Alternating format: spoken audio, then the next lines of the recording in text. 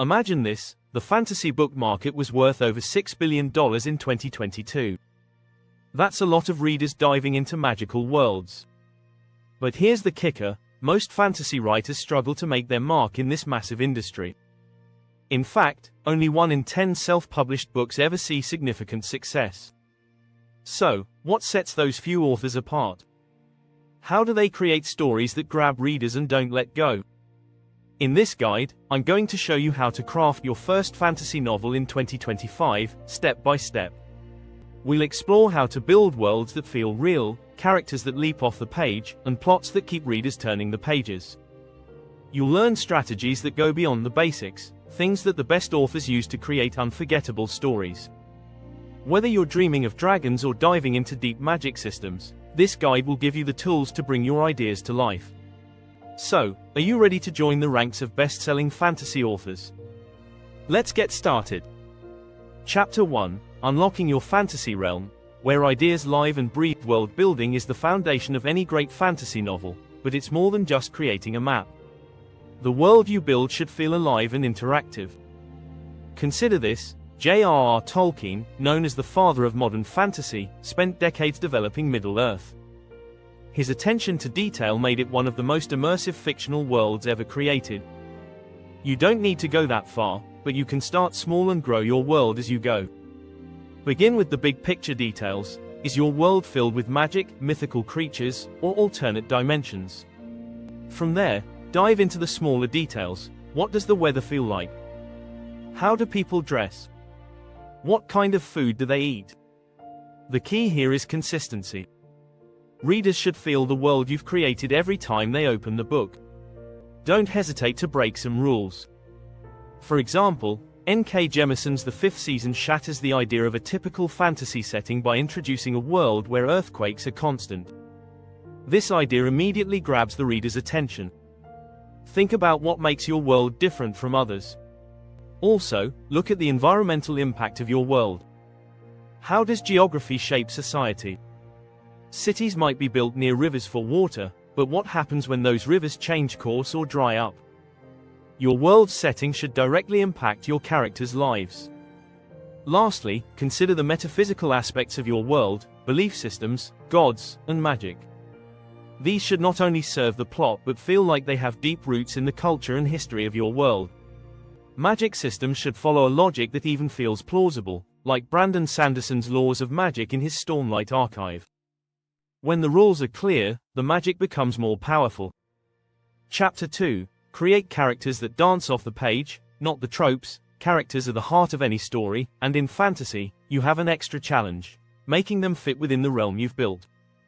Avoid cliches like the reluctant hero or the wise old mentor. Sure, those archetypes have worked before, but readers expect more depth in 2025. Your characters need complexity, flaws, and development. Take a page from the Broken Earth trilogy by N.K. Jemisin. Her characters are so well developed that they feel like real people in extraordinary situations. Her protagonist, Essen, is neither pure good nor pure evil. She's a complex woman who makes difficult decisions, and that's what makes her relatable. In the end, readers don't remember her just for her actions but for her internal struggle. Building emotional depth in fantasy characters means giving them real motivations. Why do they care about the magical artifact? Why is stopping the Dark Lord so important to them? For instance, in The Name of the Wind by Patrick Rothfuss, Kavorta's desire for revenge is tied to his tragic backstory, making his journey personal and meaningful. Then, there's the importance of diversity. Fantasy has often been criticized for lacking representation, but as a modern writer, you can offer fresh perspectives. Gender, race, and class should not just be diverse for the sake of it. They should be integrated into your world and influence your characters' actions. For example, in The Priory of the Orange Tree by Samantha Shannon, a diverse cast of characters enriches the plot by offering different points of view on power, relationships, and magic. Lastly, remember that characters need to change. By the end of the novel, the protagonist should have grown, learned, or experienced something transformative. This emotional arc is what will keep readers invested. Think about how Harry Potter evolves from the naive boy in the Philosopher's Stone to the mature leader in the Deathly Hallows. His transformation is subtle but powerful, making him memorable long after the last page. Chapter 3, The Magic of Conflict. Weaving tension in every chapter. Conflict is the backbone of any good story, and in fantasy, this rule holds even more power. But not all conflict is created equal. A good fantasy novel doesn't just rely on battles or the hero facing a monster. Conflict comes in many shapes and sizes, from political struggles to internal battles. Take a look at Game of Thrones by George R. R. Martin. Sure, it has dragons and epic battles, but the true brilliance lies in the political and interpersonal conflicts. These conflicts are what truly drive the plot, with every character's decision shaping the outcome. The Game of Thrones isn't won through brute force but through cleverness, manipulation, and strategic alliances. When building conflict, remember that it should evolve throughout the book. Start with smaller, personal conflicts and gradually escalate to larger, more universal issues. Your protagonist might start out struggling with their self-worth, but by the climax, they'll face a battle that will decide the fate of your world. This gradual build creates suspense and keeps readers turning pages. Also, focus on internal conflict. Characters should wrestle with personal doubts and moral dilemmas. Think of Frodo in The Lord of the Rings. He isn't just fighting orcs, he's fighting the power of the One Ring. His internal struggle makes his external journey feel more intense and relatable. Another important aspect is conflict between different factions. In fantasy, you often have multiple groups with opposing interests, whether it's a kingdom, a guild, or a secret society. These opposing factions create tension and shape the world. In The Lies of Locke Lamora by Scott Lynch, the conflict between the thieves and the powerful families adds layers of complexity to the plot. Lastly, don't be afraid to show conflict within your magical system itself. In many great fantasies, magic isn't just a tool, it's a source of tension. Mistborn by Brandon Sanderson showcases a system of magic where different powers have limits and consequences. This limitation creates an interesting dynamic where characters must navigate their magical abilities with caution. When done right, conflict drives character growth, shapes the plot, and gives your readers a reason to stay engaged. Whether it's a hero battling an evil empire or a thief trying to survive in a corrupt world, the conflict you weave should feel both inevitable and personal. Before we continue, if you're enjoying these tips, make sure to hit that subscribe button and turn on notifications so you won't miss the next chapters. Chapter 4, Plot Twists that don't feel like twists. A well-executed plot twist is one of the most satisfying moments for readers, but it shouldn't feel like it came out of nowhere. The key is foreshadowing.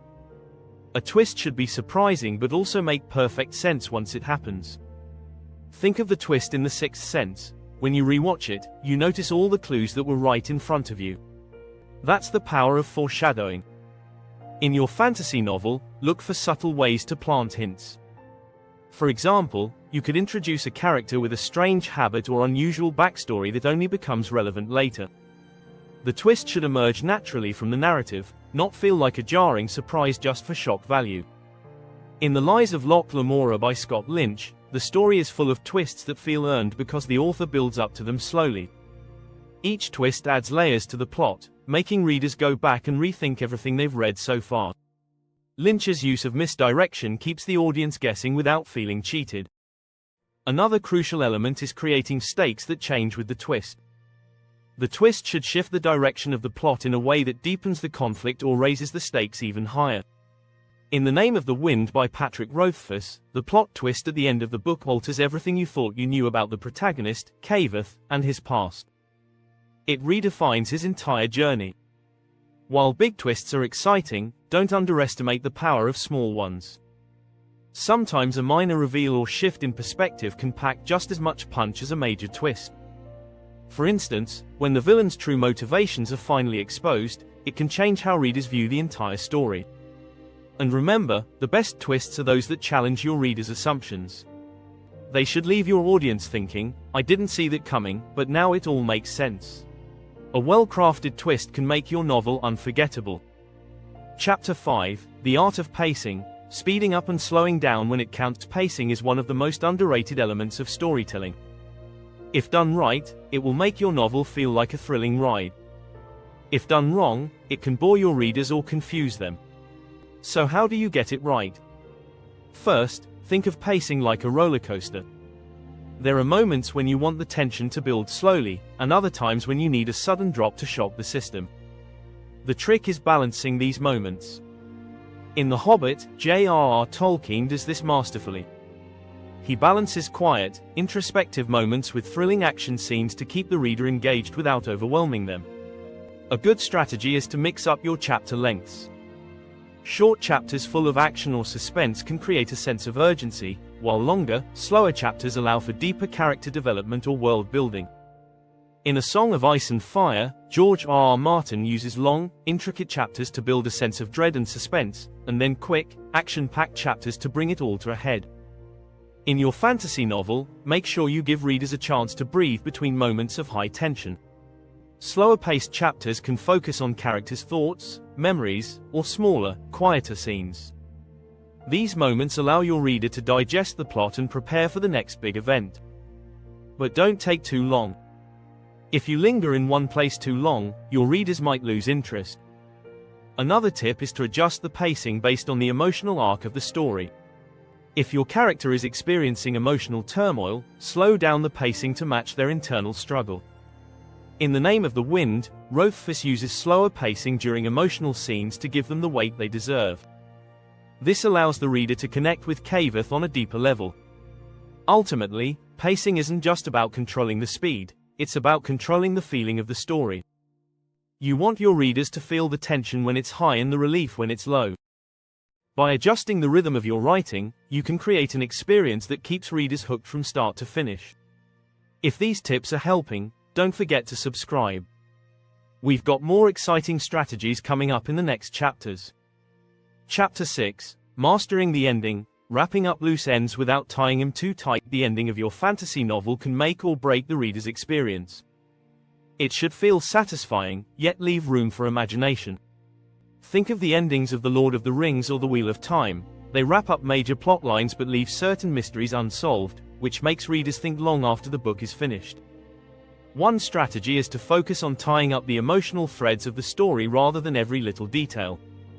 Your readers want to know how the characters have changed and what they've learned.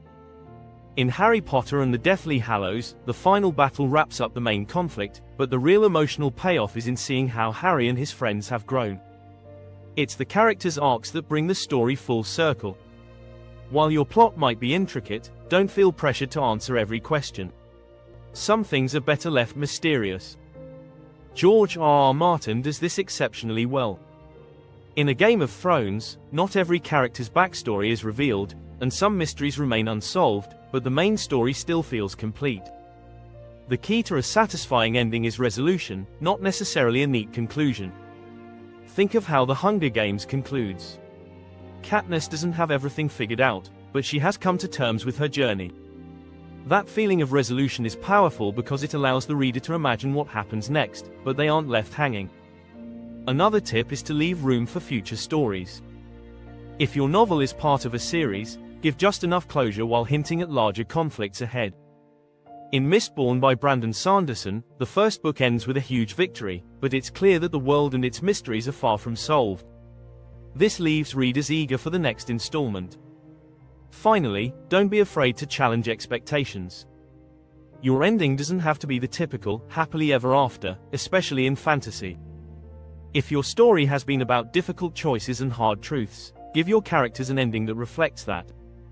The Broken Earth trilogy is a great example of how an unconventional ending can still be deeply satisfying. The ending is your final opportunity to connect with your readers emotionally. By focusing on character growth and the emotional heart of the story, you can leave them with an ending that resonates long after they finish the book.